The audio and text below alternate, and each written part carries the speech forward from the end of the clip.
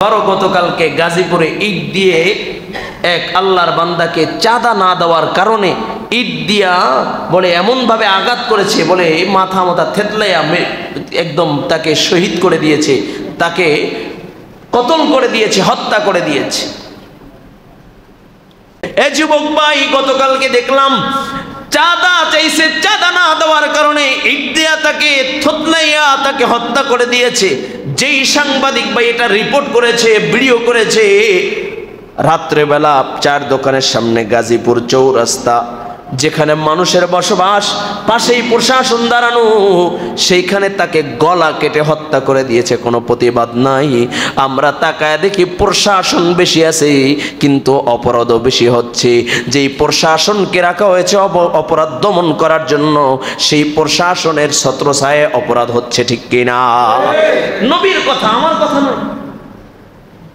কিন্তু সোহাগ হত্যার পরে এমন কোনো দিন নাই খুন হয় না। মোবাইল খুললেই কেউ দর্শিত হচ্ছে, কেউ কাউকে চাঁদার দায়ে এরকম হাত পাও পিটায় ভেঙে দেওয়া হচ্ছে, কেউ চাঁদা না দেওয়ার কারণে তার দোকান লুটপাট করে তার দোকান ভাঙচুর করা হচ্ছে।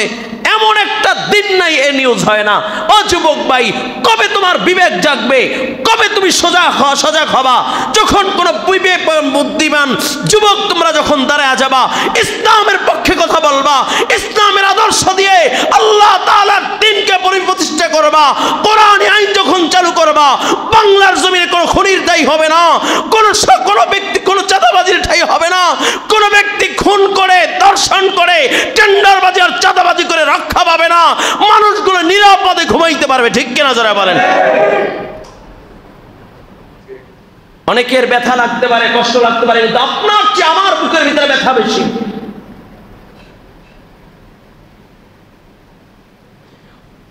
মানুষ কেমনে সহ্য করে, কিভাবে দু চোখ দিয়ে দৃশ্যগুলো দেখে, আমি বুঝে আসে না আমার।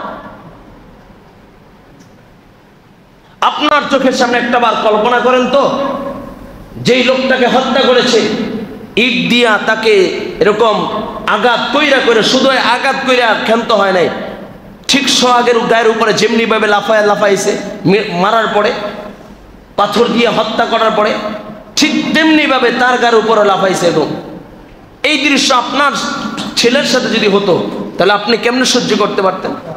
এই দৃশ্য যদি আপনার ভাইয়ের সাথে হতো, কেমনে আপনি সহ্য করতেন? এই দৃশ্য যদি আপনার বোনের সাথে হতো, কেমনে আপনি সহ্য করতেন? এই দৃশ্য যদি আপনার চোখের সামনে আপনার বাবার সাথে হতো, কিভাবে সহ্য করতেন? যুবক ভাই, বড় আফসোস। আমি আগেও বলেছি, এখনো বলি, মনে রাখতে হবে দল যার যার যেখানে ভিন্ন বিষয়, আমরা সবাই মুসলমান, সবাই পড়েছি লা ইলাহা ইল্লাল্লাহ মুহাম্মাদুর রাসূলুল্লাহ। ও যুবক ভাই, একজন মুসলমানের আদর্শ তো এটা হতে পারে না আরেক মুসলমানকে হত্যা করবে।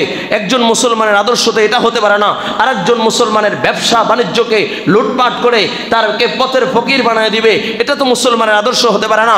এই আদর্শ তো মুসলমানের হতে পারে না, তাকে প্রকাশ্যে হত্যা করবে। মুসলমানের আদর্শ হবে কি? আল্লাহর নবী সাল্লাল্লাহু আলাইহি ওয়াসাল্লাম বলেন, আল্লাহর নবী সাল্লাল্লাহু আলাইহি ওয়াসাল্লাম মুসলমানের আদর্শ কেমন হবে সাহাবায়ে কেরামের মাঝে সে আদর্শ ফুটাইয়া রাইখা আল্লাহর নবী ওই আইয়ামে জাহিলিয়াতকে স্বর্ণের যুগ বানায়া দেখায় দিয়েছে। বলুন সুবহানাল্লাহ। মুসলমানের আদর্শ কেমন হবে? আল্লাহ পাক রব্বুল আলামিন বলেন, মুহাম্মাদুর রাসূলুল্লাহ ওয়াল্লাযীনা মাআহু আশিদ্দাউ আলাল কুফফার রুহামাউ বাইনাহুম। কয় মুসলমানের আদর্শ কেমন জানেন?